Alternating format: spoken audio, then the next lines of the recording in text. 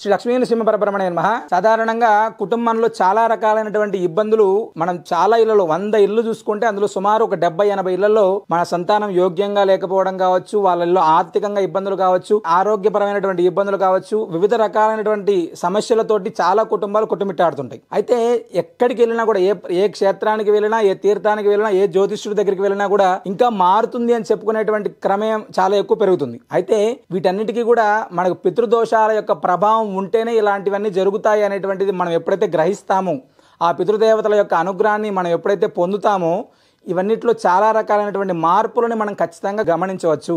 ఎందుకంటే పితృదేవతల అనుగ్రహం అనేటువంటిది ఉంటేనే భగవద్ అనుగ్రహం కలుగుతుంది. పితృదేవత ఆరాధన చేయకోకుండా భగవద్ ఆరాధన అనేటువంటిది ఎంత చేసినా కూడా అది ప్రయోజనం అనేటువంటిది ఉండదు. కాబట్టి మహాలయ పక్షాలు అనేటువంటిది అత్యంత విశేషమైనటువంటి పితృదేవత ఆరాధన చేయడానికి. ఈ మహాలయ పక్షాలలో అత్యంత విశేషమైనటువంటి చివరి రోజులు ఏవైతే ఉన్నాయో, మహాలయ అమావాస్య, అవన్నీ కూడా చాలా విశేషమైనటువంటిది.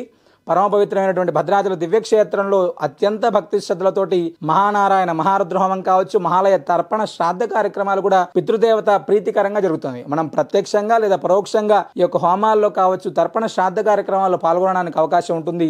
మీరు కూడా మీ పితృదేవత ఆరాధన చేయాలి అనుకుంటే తప్పకుండా క్రింద నెంబర్ని సంప్రదించి మీ వివరాలు నమోదు చేసుకోగలరు. సర్వేజన సుఖినో భవంతు.